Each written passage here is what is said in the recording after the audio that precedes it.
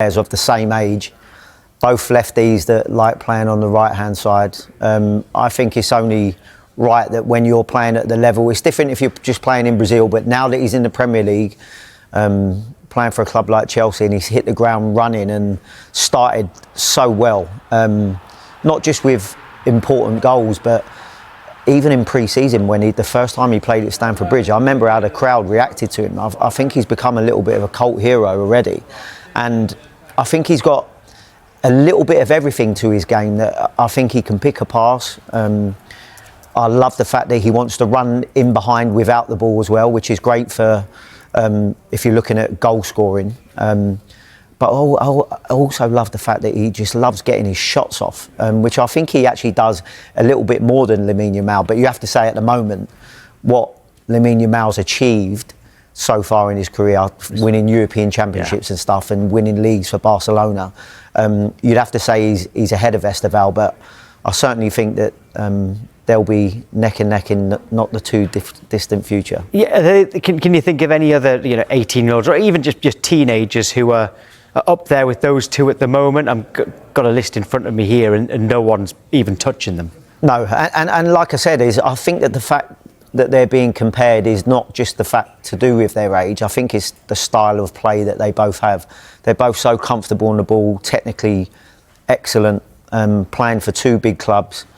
And like I said, I think they offer something where they can get crowds and coaches on the edge of their seat. I think the reason why you've got Enzo Maresca that's slightly backtracked in his talking up of the two players is probably he's now thinking of ways to protect Estevao, because, like I said, I know the Chelsea fans are already over the moon with what they're getting from him, and I imagine now Enzo Maresca's thinking the best way to protect and nurture this talent is maybe not heaping too much pressure on their shoulders. Who else caught the eye for Chelsea last night for you? Do you know what? I would hate to pick out too many individuals from what I thought was such a great team performance. I think the manager deserves credit as well, because when you're looking at going up against Barcelona with such a high line, the fact that he chose Neto to play in the 9, I think was a big call, but one that proved to be so successful. And I felt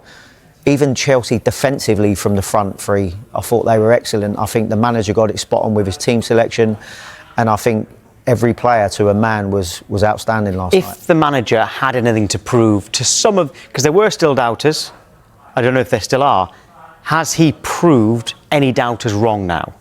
I think you're always going to get doubters because of how we've performed so far in the Premier League. I think that our form and consistency is so up and down, albeit we're sitting in second. I think the manager has even said that himself.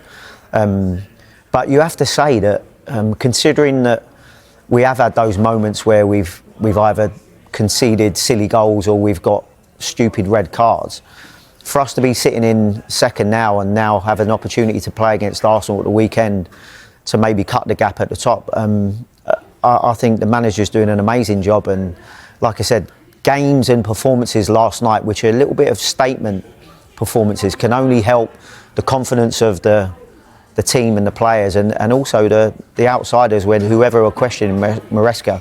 That's two big performances now. That's the best we played since we played PSG in the summer, and that's against two of the best teams in Europe. And confidence, a big word there. You are confident that you'll beat Arsenal, aren't you, on Sunday?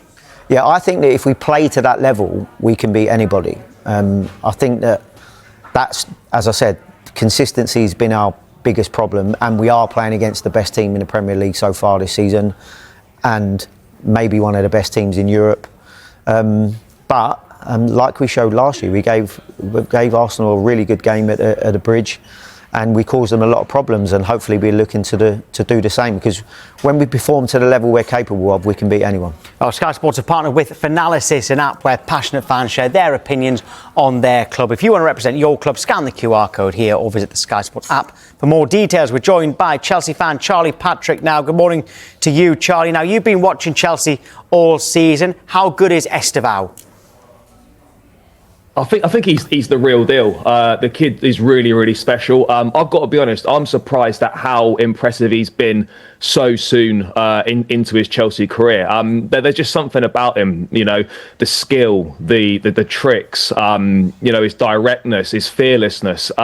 There's nothing this kid can't do, and there's nothing that seems to faze him. And he's already a fan favourite. He's already someone that gets, the crowd on the edge of their seats. When he comes on, like the ovation is like, we scored a goal. He's the first player for me, like genuine superstar. We've got Cole Palmer, but this like genuine superstar really since Eden Hazard, where you got someone that can just do anything with a football, and there's a genuine excitement when he gets on the ball. So for me, like he along with Lamine Yamal, obviously they're the two best teenagers in world football right now. But he's a humble kid. He's got his family around him. He seems to be really in tune with what's required to be a top player. But yeah, I think he's the truth, and the sky's the limit for him. I think there's nothing that this kid can't achieve. Charlie, do you think that one of the things that I'm really, really pleased with is how good his work rate is as well, even off the ball and trying to defend from the front? Sometimes you get these talented players that are so gifted technically and such attacking players, but he works really hard for the team as well, don't he?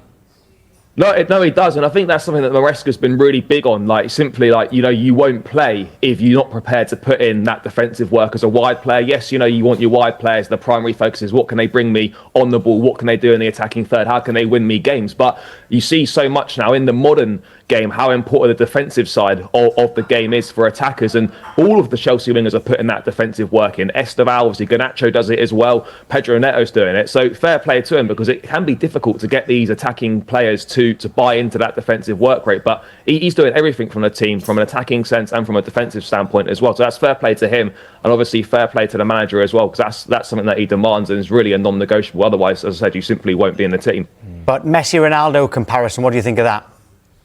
Look, it's always going to be the situation, isn't it? When you've got two of the best players of their generation right now in terms of Lamine Yamal and Estevao, the natural thing to do is compare them to a Messi and a Ronaldo. I think, I understand why that's there, but for me, I think it's obviously too soon. Let's just let these guys play. Let's enjoy them for what they're doing. Let's allow them to develop and let's see what they can do. But I think what I would say is it's certainly, for me, I would look at them as the next two over the next 10 to 15 years who are going to be battling it out for all the major honours and the big prizes in the game. I mean, people were talking about it being Haaland and Mbappe. Maybe they're sort of a little bit closer next up, but then certainly over the next few years, I think these two are going to be sharing the world stage for a number of years. And in terms of winning those big trophies, there is a huge game for you on Sunday at home to Arsenal. What do you think? Definitely confidence is high now. It's 4 wins and 4 clean sheets on the spin in all competitions. The Barcelona game was a statement win. I agree with what Jody was saying earlier, that was our best performance since the PSG game. And a lot of detractors of the Club World Cup were saying how there was no champions of Spain, there was no champions of England in it and whatnot. We've beaten Liverpool twice in the last 6 months, just beaten the Spanish champions quite comfortably. Should have been 4 or 5-0. Really, I think the 3-0 flattered them. The Arsenal game, don't get me wrong, is a real test. We haven't beaten them at Stamford Bridge, I don't think, since 2018. I think we last beat them in the league in 2021 when we won 2-0 at the Emirates with Lukaku on the score sheet. So it's been a long time since we've beaten them. So look, if we play anywhere near as well as we did last night, then there's no reason why we can't get the result. There really isn't. And confidence has got to be high. The big games are where Chelsea turn up and seem to do the business. So yeah, you've got to feel confident heading into this one. And, if you go 3 points behind, then at this stage of the season, you're putting yourself very much in that title conversation. Yeah. OK, Charlie, good luck. Thank you. Thank you, guys. Cheers. Cheers, Charlie. Well, it's Arsenal next for Chelsea, as we've just said. But before that Super Sunday clash, the Premier League leaders face Bayern Munich.